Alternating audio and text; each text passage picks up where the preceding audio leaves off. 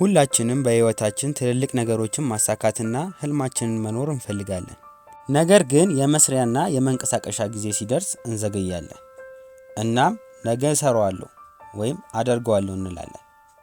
ብዙ ጊዜ አንድን ነገር ማሳካት ፈልጋችሁ ነገር ግን ለመስራት መነሳሳት ካቃታችሁ ይህ ቪዲዮ ለእናንተ ነው። በትንሽ ገጠራማ መንደር ውስጥ የሚኖር አንድ ወጣት ሰው ነበረ። እድሜው 27 ሲሆን ጠንካራ፣ ጤነኛ እና ትልቅ ህልም የነበረው ወጣት ነበር። ለጓደኞቹም ሁል ጊዜ እንዲህ ይላቸዋል፣ አንድ ቀን በጣም የሚያምር ትልቅ ማሳ ይኖረኛል።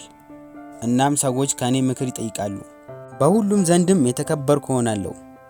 ጓደኞቹም ይህን ሲሰሙ ይደነቁ ነበር። ነገር ግን አንድ ችግር ነበረ። ወጣቱ ሁል ጊዜ ጠዋት ከአልጋው አይነሳም ነበር።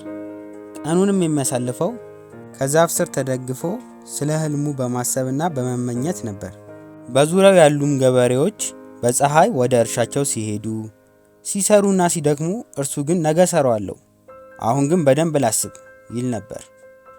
ከዕለታት አንድ ቀን ግን አጎቱ ሊጠይቀው ከሩቅ ሀገር ይመጣል።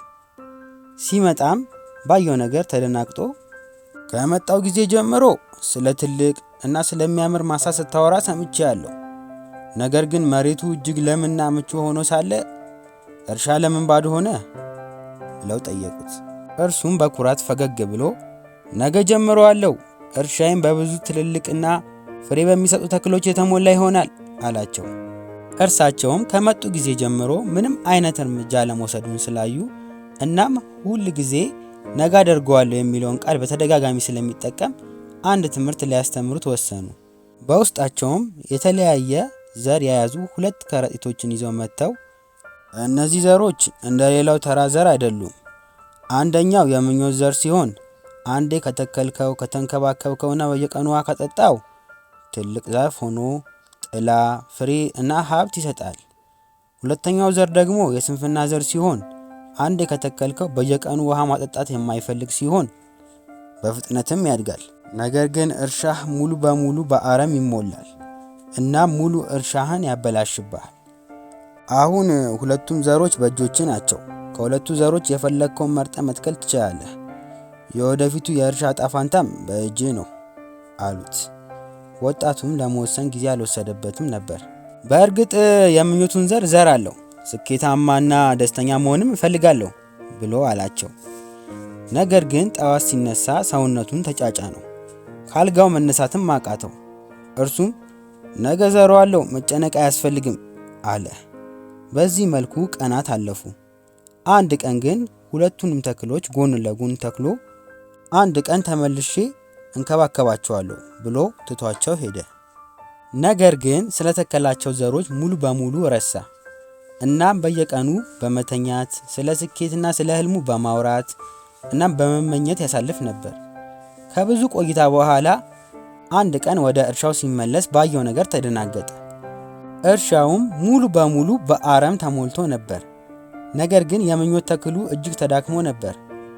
አጎቱም ተመልሶ ሲመጣ እርሻውን አይቶ ለወጣቱ ልጄ እርሻህን አየኸው? ይህ ልክ እንደ ህይወት ምሳሌ ነው። ምኞት ልክ እንደ ትንሽ ዘር ነው።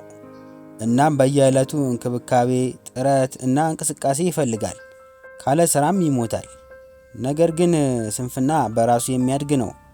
እናም በፍጥነት ይስፋፋል። በመንገዱ ያለውንም ሁሉ ነገር ጠራርጎ ያጠፋል። ልጄ አንተ ጥሩ ምኞቶችና ህልሞች አሉህ፣ ነገር ግን ስንፍና ህልምህን ሰርቆሃል። ወጣቱ ሰው ይህን ሲሰማ በጉልበቱ ተንበረከከ። የምኞት ዘሩንም ተመልክቶ እጅግ አዘነ።